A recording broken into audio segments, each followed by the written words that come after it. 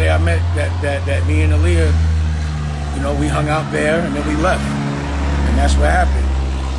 That was 20 years ago. That was not in LA or Miami. But I know they're gonna play games with them pictures. It's all good. I don't really care. My thoughts on Diddy is it's sad, period. It's just sad. And crazy. And it's shocking. You know? That shit don't want me outside at all.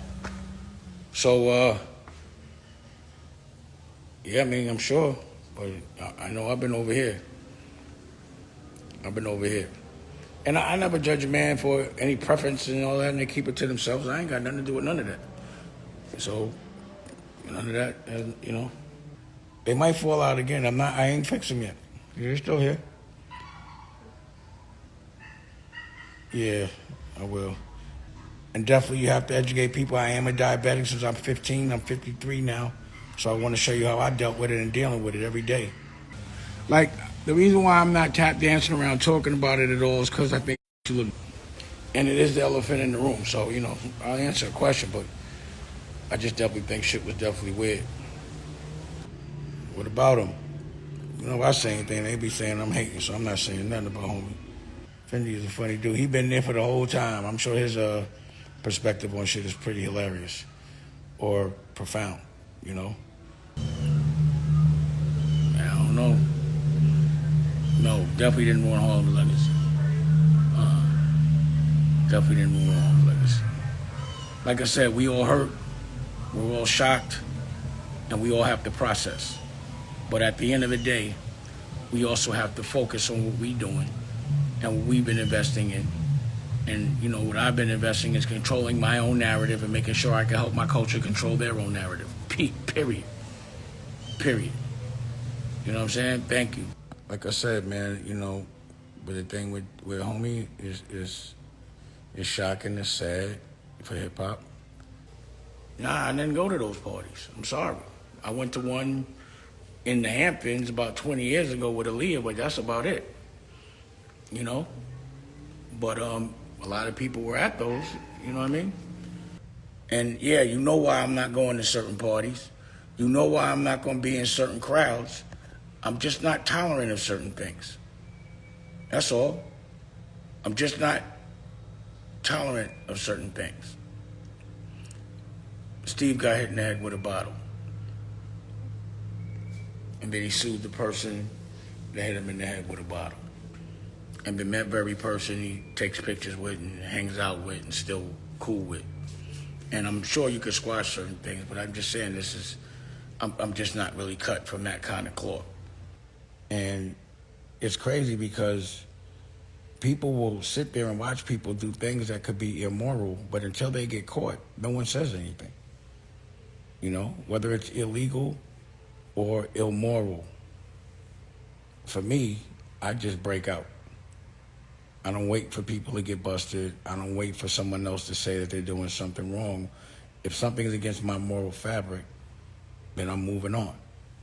And, you know, I make a choice to maybe walk away from some money or walk away from a relationship or a certain kind of financial opportunity just because my moral fabric is just, it means more to me than that. And that's just who I am. But when I see people embracing immoral things and people that get things from immoral ways, and then they kind of like, they knock a person that's going to give an honest fight, even someone that's fighting for you. That part is what I don't understand. You know? That's the part I don't understand. Like, cool, I don't want to be a part of that club. Y'all know I don't. Could you imagine me walking into some place and a bunch of weird going on? I'd be like, yo, y'all bugging. It'd be pause. I'd be out. I'd be teasing people. It isn't what I'd be doing. You know? You know, of course, the things that are going on right now are affecting all of us in a big way. And it's making me appreciate the fact that, you know, I stood strong. And that I didn't tolerate and stay in the same rooms while certain things were going on. You know, the times are changing. And of course, the people that have been doing well for the last couple of years, they're all shaking in their boots because there's a new model. It's honesty. It's really being good at what you do. It's really caring about your culture. It's not being abusive. It's teaching people how to recover from their trauma. That's where we at. That's the type of time we on right now. I don't know. Again, I don't know anything about any of those things. From 2005 on, I wasn't around. You know, and that was the reason why I wasn't around. So what's good is I don't know anything. I just know I wasn't there. And whatever happened it's a mystery to me, like it was a mystery to everybody else.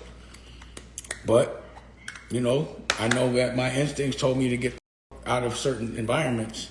I'm not going to say necessarily that one, but, you know, things that were along those lines. You know what I mean? There's a lot going on, but what's going on in my life is this is one of the proudest days for me. I'm really happy because my son is watching TV, but what he's watching is his family's television network, Applefish. Today, we launched our 24-hour Applefish Fast channel on America New, and it's children's programming playing 24 hours. Now, my dream was to have a child, have a family, and to educate our child with our form of education, and entertain our child with content that we make. We want to raise our child and make sure whatever he's watching is going to help the trajectory of the rest of his life.